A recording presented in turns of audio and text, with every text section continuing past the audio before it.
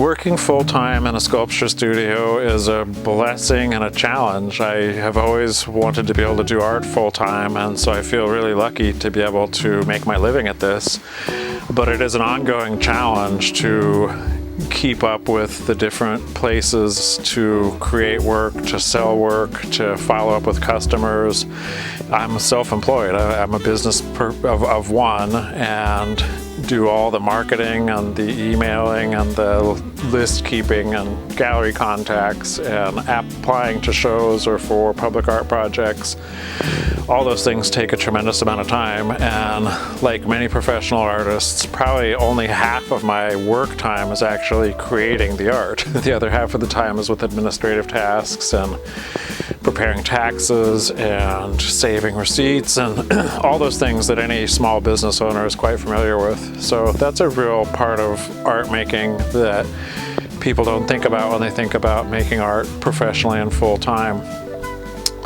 The other part of it is the marketing, whether, in the advent of social media, there is a ton of outreach that artists do in order to connect to audiences and share our work, and that is time consuming and a challenging sort of newer skill that some artists just really struggle with. I think that I have a pretty good balance of providing content to people who are interested, but not badgering people with it too badly. It's definitely a fine balance. I often don't post a lot of work in progress like some artists do. So the studio diaries are going to be a chance to see more of the ongoing process of how the work gets created. And I hope that's interesting and fun, and I hope it keeps me on my toes as well. Thanks. Cool, crisp day at the Oblivion Factory, continuing work on the Kangaroo sculpture. It's going very well. I'm a little more than halfway done, I'd say.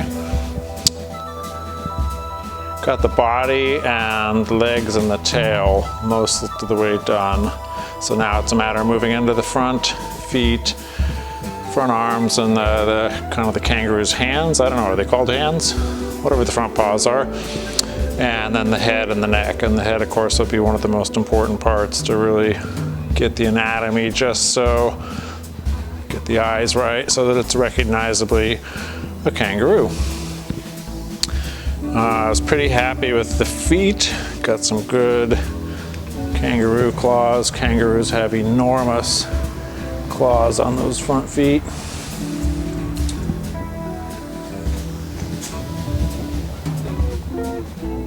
Those are parts that I took off of a seed planting wheel. It's a farm implement that comes on a big spiky wheel, and it's great for that spiky shape. I've used that in other sculptures where I need spikes like that. And then the inventory of things yet to be used, pieces for the puzzle. So shapes that I may yet use, maybe not. Some parts I'm certain where they're going to go, some parts not so much.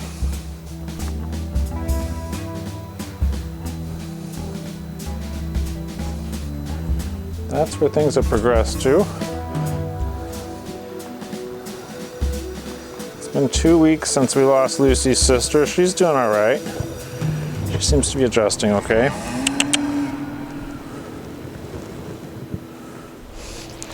The pigs have made a muddy mess of things in their pig yard back here.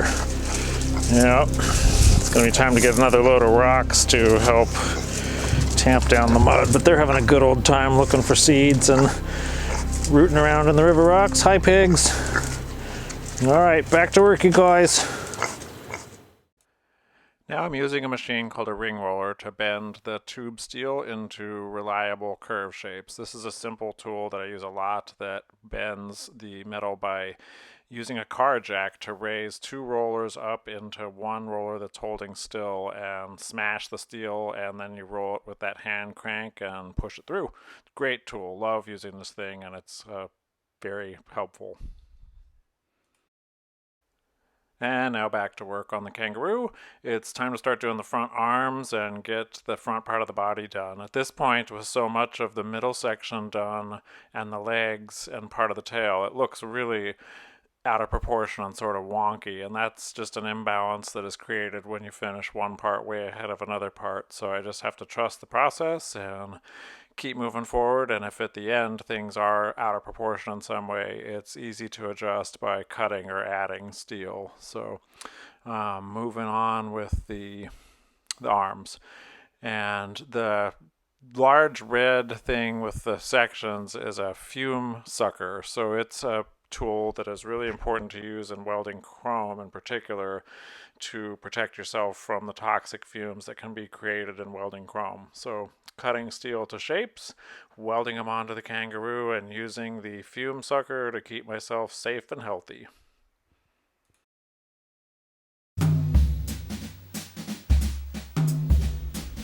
Alright, done with work for the day. It's time to go. Close things up in the shop.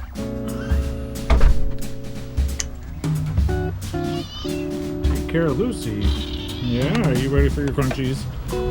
Lucy gets crunchies at the end of the day. Big dose of crunchies to keep her happy.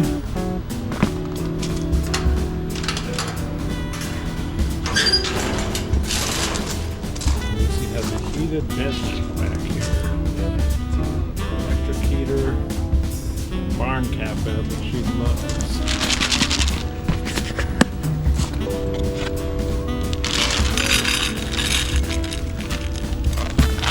Alright, don't eat too fast. Love you. And it's time to wake up the pigs.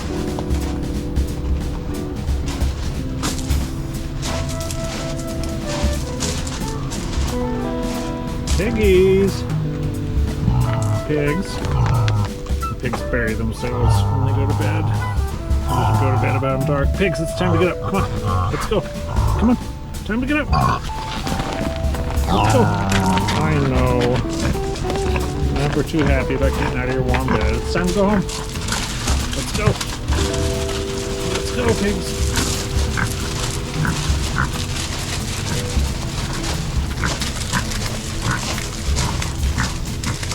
All right, Lucy.